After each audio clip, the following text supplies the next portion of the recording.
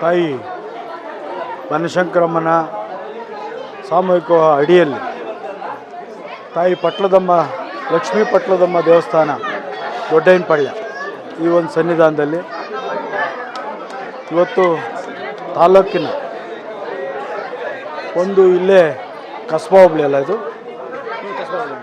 ಕಸ್ಬಾ ಹೋಬಳಿ Janata colony ಹುಡುಗಿ ಕಾಳೇರಿ ಕಾವಲಿ ಪಂಚಾಯತಿಯಲ್ಲಿ water man ಆಗಿ ಕೆಲಸ ಮಾಡ್ತಾಯಿದ್ದಾರೆ ಅವ್ರ ತಂದೆ.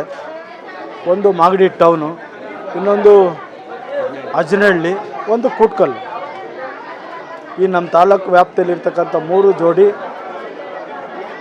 ಬಡತನ ರೇಖೆಯಲ್ಲಿರ್ತಕ್ಕಂಥ, ಮಧ್ಯಮದ ರೇಖೆಯಲ್ಲಿರ್ತಕ್ಕಂಥ, ಇದಕ್ಕೆ ಜಾತಿ ಮತ ಭೇದ ಪಕ್ಷ ವೀಕ್ಷೆ ಯಾವುದೂ ಇಲ್ಲ.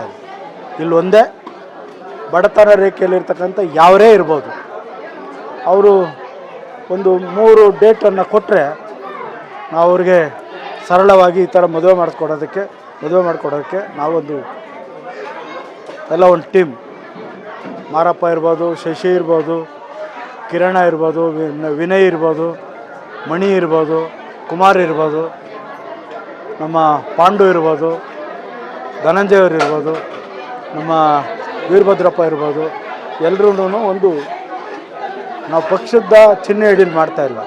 ಸಾರ್ವಜನಿಕವಾಗಿ ನಾವು ಪಕ್ಷದ ಕಾರ್ಯಕರ್ತರೆ. ನಾನಂತೂ ಅದರಲ್ಲಿ ಸಂಪೂರ್ಣವಾಗಿ ಭಾರತೀಯ ಜನತಾ ಪಾರ್ಟಿಯ ಒಬ್ಬ ಸಾಮಾನ್ಯ ಕಾರ್ಯಕರ್ತ ಸಾಮಾನ್ಯ ಜನಕ್ಕೆ ಒಂದು ಸಹಾಯ ಆಗಬೇಕು, ಈ ಒಂದು ಸೇವೆ ತಲುಪಬೇಕು ಅನ್ನೋ ದೃಷ್ಟಿಯಲ್ಲಿ ಇದೊಂದು ಮಾಡ್ತಾಯಿದ್ದೀವಿ. ಅದು ಯಾರೇ ಇರಲಿ, ತಾಲೂಕಿನಲ್ಲಿ ಇರ್ತಕ್ಕಂಥ ಯಾವುದೇ ಇದಕ್ಕೆ ಇಂಜರಿಯೋದು ಬೇಡ, ಇದಕ್ಕೆ ಲೇಪನೂ ಯಾರೂ ಬೇರೆಯವರು ಕಟ್ಟೋದು ಬೇಡ.